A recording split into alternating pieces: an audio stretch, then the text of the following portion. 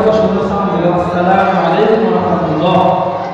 এই সালামগুলো তো আমরা মেট্রিক পাস করেও শিখি না, কথা ঠিক কিনা? এই জন্য আমরা বাচ্চাদেরকে যদি সুশিক্ষায় শিক্ষিত করতে চান, এই মাদ্রাসায় দারুল আউলিয়া মাদ্রাসায় ভর্তি করে দেবেন।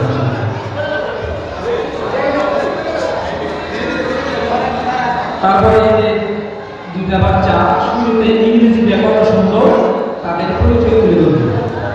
ইংরেজি মেট্রিক পাশে ইংরেজি এরকম বলতে পারে না।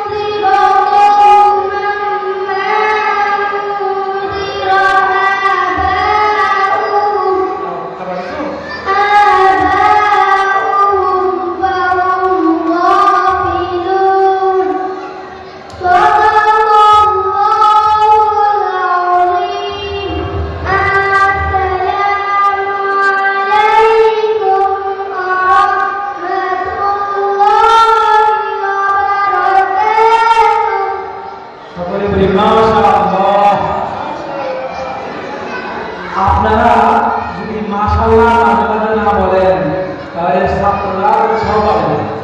আপনারা মাশাআল্লাহ বলবেন, ইনশাআল্লাহ ছাত্ররা আরো উৎসাহ পাবে। এখন ছোট্ট একটা বাচ্চা সূরা ইয়াসিন তিলাওয়াত করে, সূরা ইয়াসিন তিলাওয়াত করে, সূরা ইয়াসিন মুখস্থ করে। একবার সূরা ইয়াসিন তিলাওয়াত করলে 10 খতম কোরআন শরীফ পড়লে যে পরিমাণ নাকি ওই পরিমাণ নাকি তার আমল নামায় দেওয়া হয়। ফজরের নামাজের পরে যদি বলে সূরা ইয়াসিন তিলাওয়াত করে, সারা দিনের জিম্মাদারি আল্লাহ তাআলা নেন।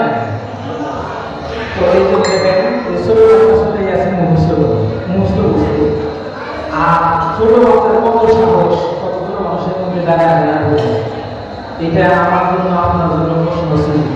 এই জন্য আমাদের বাচ্চাদেরকে মাদ্রাসায় গিয়ে সূরা ইয়াসিন যদি মুখস্থ করে, আপনার কবরের পাশে যদি দাঁড়ায় পড়ে, আপনার কবর আল্লাহ তাআলা মাফ করে দেবেন।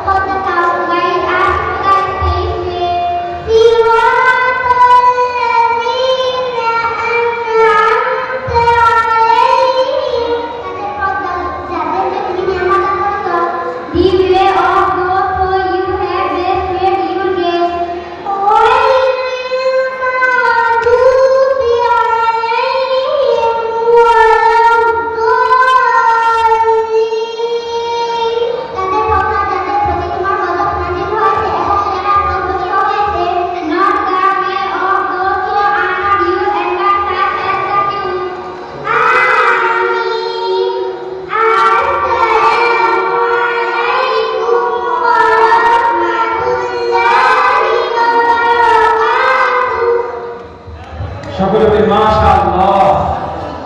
দেখেন ছোট ছোট বাচ্চারা কোরআন শরীফের